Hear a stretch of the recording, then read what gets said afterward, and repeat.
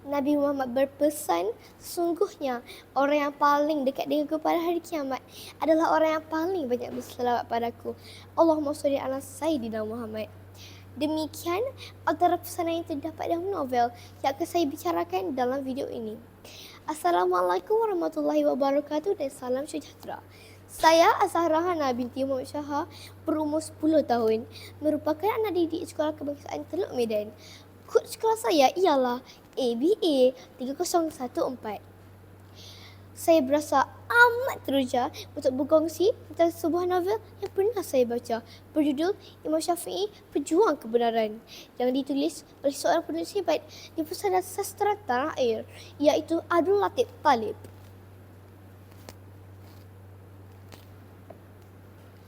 Beliau telah banyak menghasilkan karya seperti puisi, cerpen, skrip drama TV dan novel. Sebanyak lebih 20 novel sejarah Islam dan sejarah Melayu yang telah berjaya dihasilkan oleh beliau. Antara karya novel sejarah Islam yang dikarang oleh beliau ialah Imam Hanafi, Imam Hanbali dan Bilal bin Rabah. Novel ini diterbitkan oleh penerbitan PTS Litera Utama Sendirian Berhad. Cetakan pertama pada tahun 2013 dan cetakan keempat pada tahun 2014. Novel berbentuk biografi ini mengandungi 229 muka surat, 23 bab dan dijual pada nilai RM21 Malaysia. Ayo bersama saya kita mengupas intipati novel ini.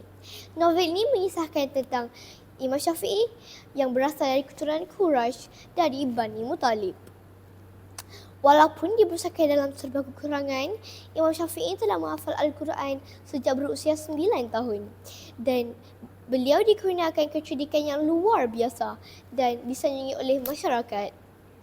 Jalan cerita yang sangat menarik tentang perjalanan hidup beliau, Imam Syafi'i dari zaman kanak-kanak, remaja ke penggembaraan menuntut ilmu sehinggalah menjadi seorang mujahid dan ulama besar.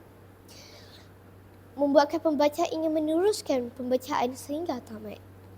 Imam Syafi'i merupakan tokoh ilmuwan Islam yang terkenal dengan kepakaran dalam bidang fiqh dan usul fiqh. Kisah perjalanan hidup beliau bermula dengan kitabannya yang sukar di Gaza. Pembaca dibawa menyelami detik-detik mencabar perjuangan Imam Syafi'i dalam menyampaikan ilmu, menyebarkan kebenaran dan mempertahankan prinsip Islam walaupun berdepan tekanan daripada pemerintah dan ilmuwan yang lain. Keistimewaan novel yang menggunakan teknik penceritaan bentuk narasi sejarah dengan elemen dramatik menjadikan kisah hidup Imam Syafi'i lebih hidup dan menyentuh emosi. Setiap peristiwa disusun secara kronologi dengan dialog yang menjadikan pembaca seperti berada dalam zaman tersebut. Di akhir novel ini juga disisipkan 30 pesanan Imam Syafi'i yang boleh dibaca dengan lebih mudah, serta dapat dijadikan sebagai panduan juga pedoman.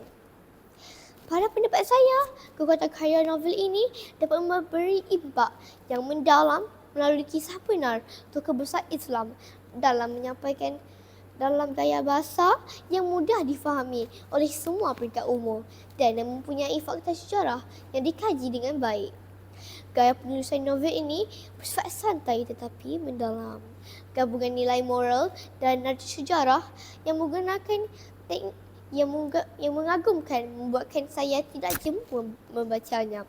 Walaupun berbentuk biografi, terdapat banyak pengajaran dan nilai murni yang terdapat dalam novel ini.